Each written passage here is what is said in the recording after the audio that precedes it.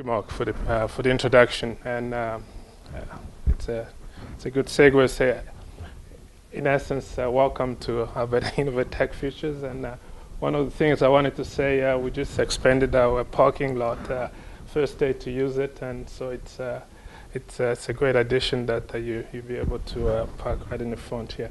I come from the Alberta Ingenuity element of these organizations, as we've merged as of January 1st with Alberta Research Council, nanoAlberta, and ICOR.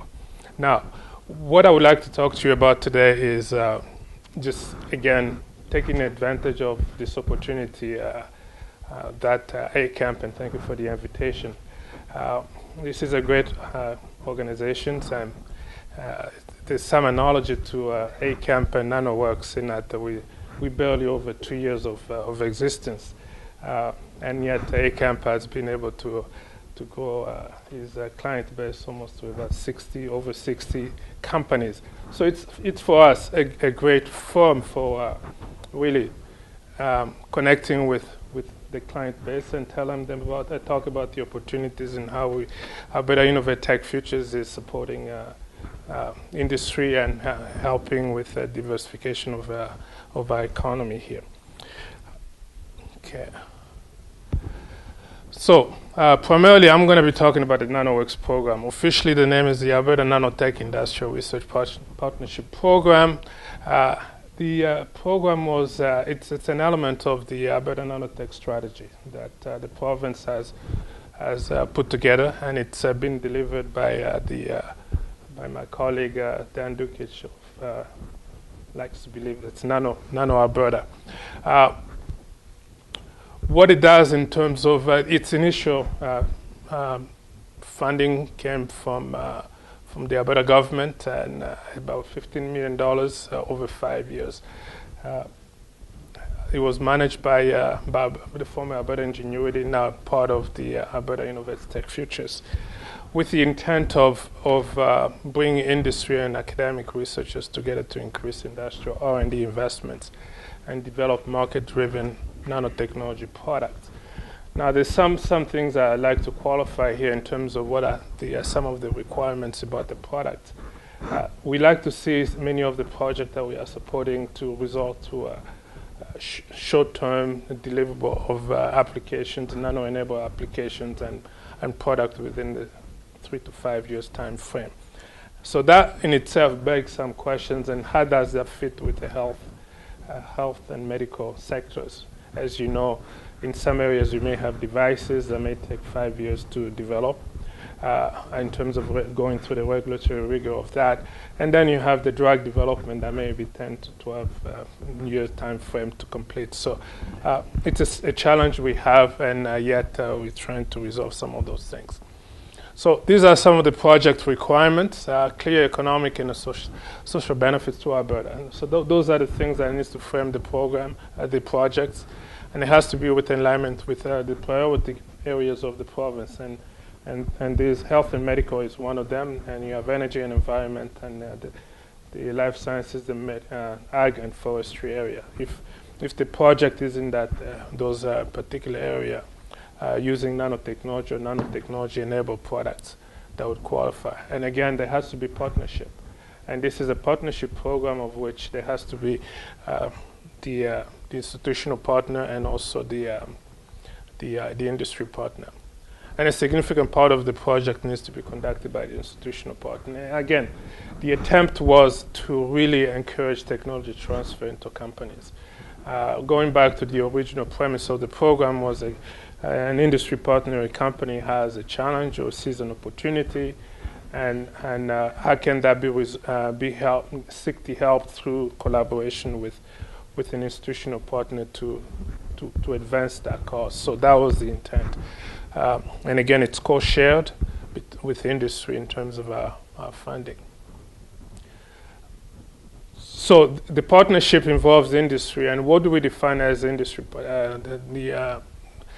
With the evolution of the program over the 2 years, we've learned a lot of things, and we've again made some adjustment in time to make sure that it's a relevant program to the constituents.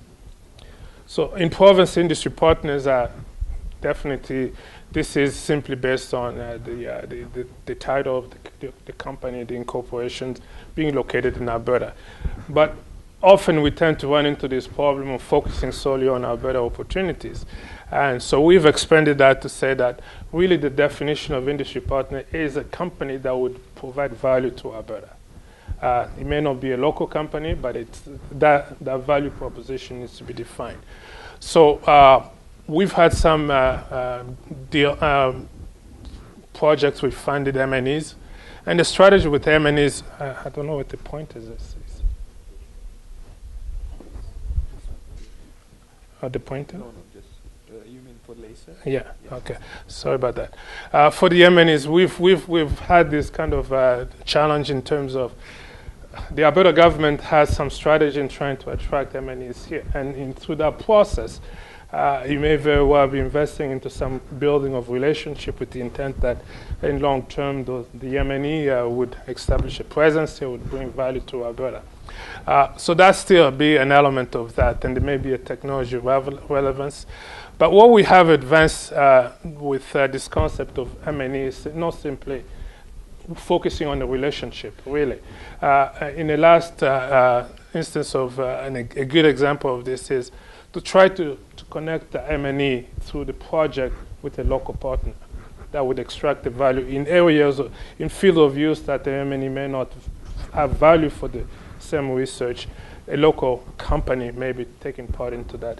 So we push some of our colleagues, our collaborators, partners, I guess, to act on this, and we've been successful in some of these initiatives, and which really are leading to some tangible value for Alberta in a way. Now, also we're looking out also in terms of a small company. This could be an out-of-province, it could be an international company, but the key there is really the technology that's a driver. We've seen some companies that may be sent from Israel that have relevant technology to solve grand challenges in the province in terms of tailing ponds in the oil and gas industry. And if we can demonstrate that there's a link, that may also qualify. But eventually we try to hook them up again with local partnership and user, and eventually possibly trying to enable that company to locate in Alberta. In the case of Israel, I think I should probably do a segue on that.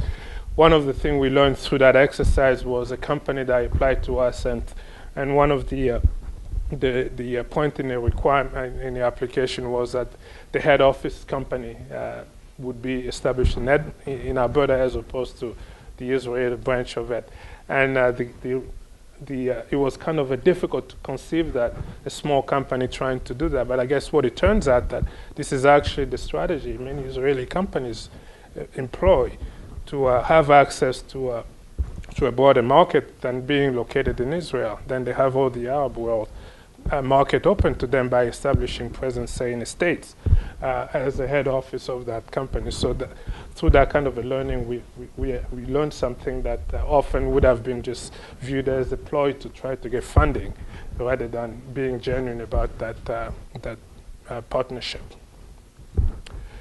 Here I've thought maybe share with you some of the facts on the program demand.